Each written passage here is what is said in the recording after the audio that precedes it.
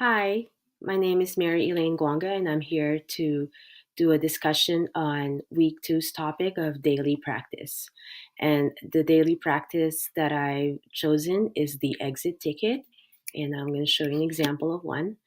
My exit ticket that I would do for my class would be something that is composed of three components.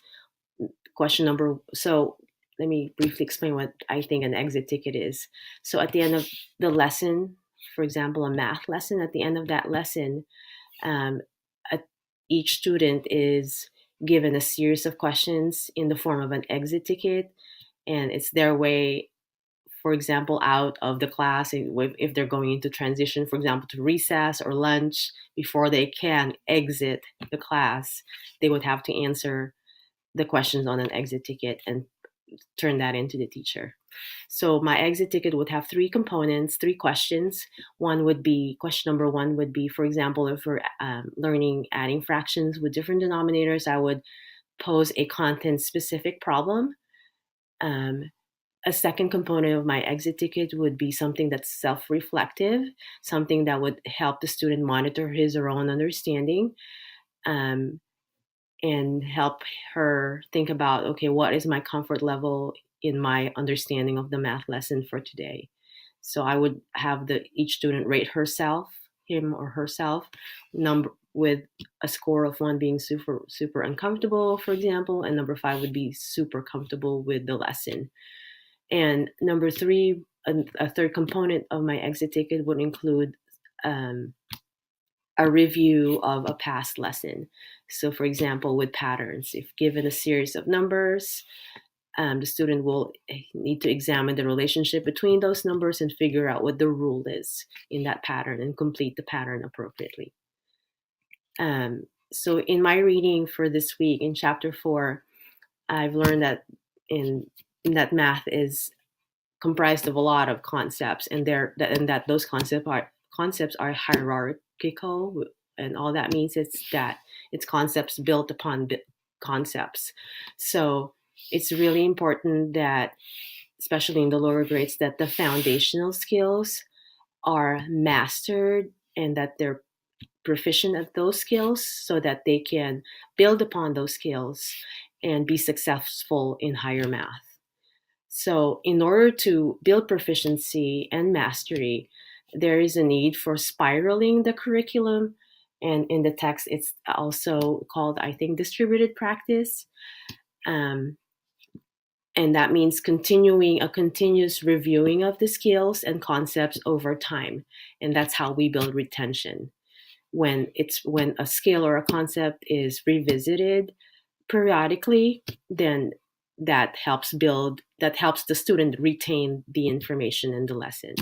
So I'm going to just go over briefly the notion of massed practice versus distributed practice. So in order to be competent, um, a student needs to do mass practice and distributed practice. So mass practice is defined as learning developed over closely connected time periods. So if you're um, right teaching a unit on all about fractions, so there's a chunk of time in the school year that you're learning that and you're practicing that. That's called, I think that's what I think is mass practice. And there's also distributed practice, which is spiraling the curriculum, which is practice spaced out periodically. So in my example of the exit ticket, the reason why I would include the three items is that the first item, the actual problem that's content specific, would provide the mass practice because that's the unit you're teaching for that period of time in the school year. The second component would be the self reflection, which is really having the student reflect on his or her own understanding and learning of the lesson and his comfort level about it. And the third component, which is a really a review of the past lessons, would be the distributive practice, which is the spiral review of past lessons taught. So To me, the exit ticket is a really good way for assessing students' understanding. It's an informal assessment, but it gives it's really, I think, would be helpful as for the teacher to gauge her class level of understanding, whether she or he needs to accelerate the learning and move on, or reteach certain concepts that perhaps a good chunk of the class hasn't really comprehended.